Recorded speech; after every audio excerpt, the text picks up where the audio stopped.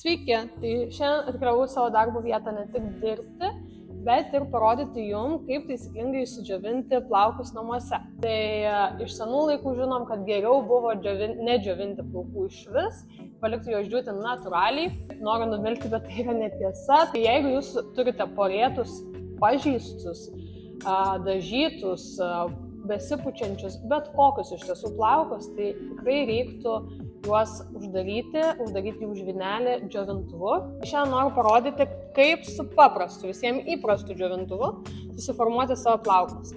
Aš renkuosi Upgrade, savo patį mylimiausią darbo džiovintuvą.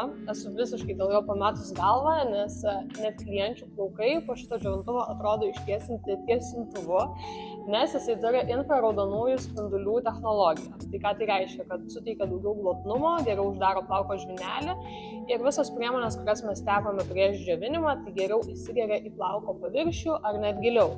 Tai bėgu įsiplauti galvytę ir tada susitinkam, parodysiu, kaip aš tai darau.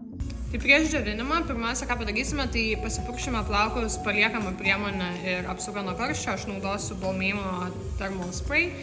Tai jūs galite naudoti bet kokią, kokia tinka jūsų plaukam, tai yra svarbiausia, jį gali padėti suglotninti, kondicionuoti, drėkinti jūsų plaukus, suteikti apsaugą ir panašiai.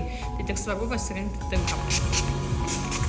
Tai po paliekamosios priemonės ir prieš džiovinimą mes įsišukuojam plaukus, tai priemonę dar paskirstom per plaukus ir tiesiog lengviau su jais tvarkyti.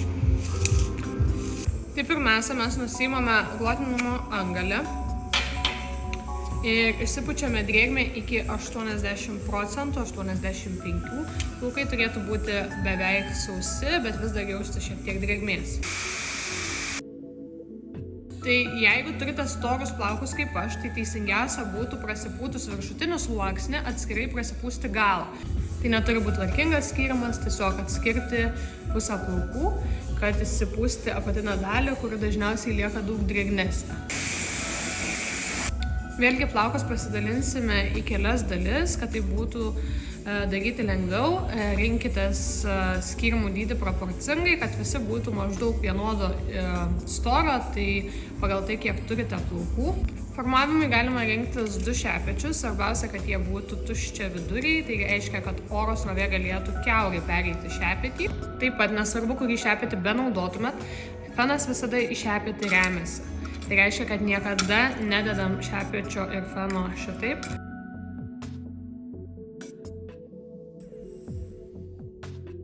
Ir ant pačio galo užsidedam lašelį aliejuko ir tik ant plaukų galiukų.